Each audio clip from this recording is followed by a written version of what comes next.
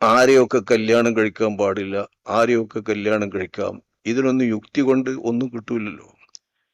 യുക്തിയിലിപ്പോ ഒരാണ് ഒരു പെണ്ണും തമ്മിൽ എന്ത് ബന്ധം തോന്നിയാലും ആ ബന്ധത്തിനെല്ലാം അവർക്ക് തമ്മിൽ ബന്ധപ്പെടാം.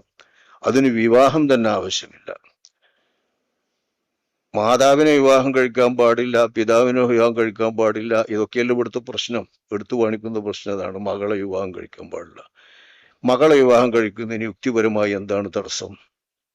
ഒരു പിതാവിന് അവന്റെ മകളെ വ്യഭിചാര സന്തതി ഒന്ന് കൂട്ടിക്കട്ടെ, ഒരു പിതാവിന് ആ പിതാവിന്റെ മകളെ വിവാഹം കഴിക്കുന്നതിന് യുക്തിപരമായി എന്താണ് തടസ്സമെന്ന് യുക്തിവാദികൾക്ക് യുക്തി കൊണ്ട് തെളിയിക്കാൻ കഴിയും?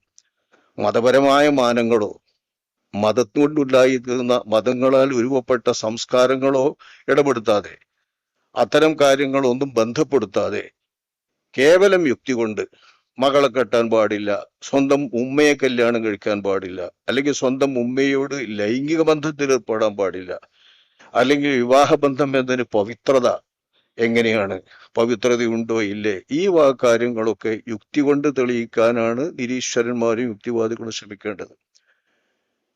ഒരു മതത്തെ സംബന്ധിച്ചിടത്തോളം മതത്തിന്റെ അടിസ്ഥാനപരമായിട്ടുള്ളത് ആ മതത്തിന്റെ സൃഷ്ടാവാരാണ്, ആ മതത്തിന്റെ ആളാരാണ്, ആ മതത്തിന്റെ വക്താവാരാണ്, അതിന്റെ നിയമവിധാതാരാവാണ്, അതിന്റെ നിയമങ്ങൾ വിവരിക്കുന്നതാരാണ്, ഈ കാര്യങ്ങളൊക്കെ മതത്തിനെ സംബന്ധിച്ചിടത്തോളം പ്രധാനമാണ്.